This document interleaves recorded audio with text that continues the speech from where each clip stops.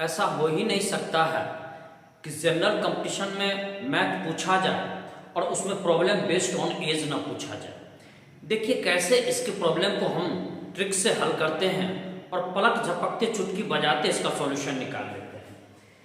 Problem देखिए, अनीता ने 6 वर्ष पूर्व शादी की। अब उसकी आयु उसके शादी के आयु के समय के आयु का 5/4 गुना है। यहाँ इस पे ध्यान दें, 5/4 गुना। उनके पुत्र की आयु उसकी आयु का 1/10 है। उनके पुत्र की आयु कितनी है?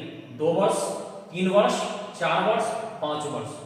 कई बार यदि आप प्रॉब्लम को सही ढंग से पढ़ेंगे, उसके भाषा में ही आपका उत्तर का बहुत बड़ा भाग छुपा रहता है। यहां हम लोग पढ़ लें, अनीता 6 वर्ष पूर्व शादी की और अब उसकी आयु उसके शादी के समय के आयु का 5/4 गुना है। इसका कहने का अर्थ यह हुआ कि वर्तमान और 6 वर्ष पूर्व इसकी जो हमारा दिया हुआ है ये 5/4 दिया हुआ है।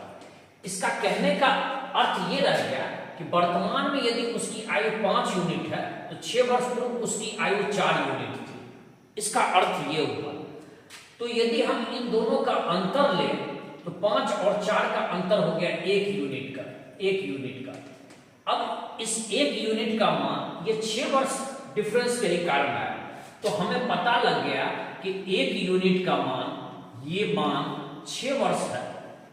तो इसी तरह से वर्तमान में हमारा उम्र 5 यूनिट का है, तो 5 यूनिट का मान कितना होगा?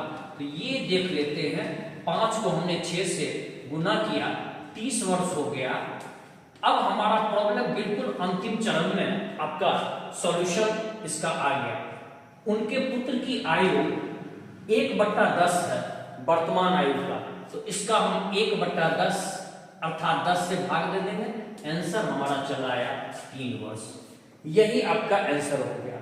यदि आपको ये शॉर्ट वीडियो पसंद आया तो आप लाइक करें, शेयर करें, और यदि आप सुनील जी कंपटीशन क्लासेस पर नए हैं तो आप इसे सब्सक्राइब कर लें। इसमें कोई पैसा नहीं लगता है।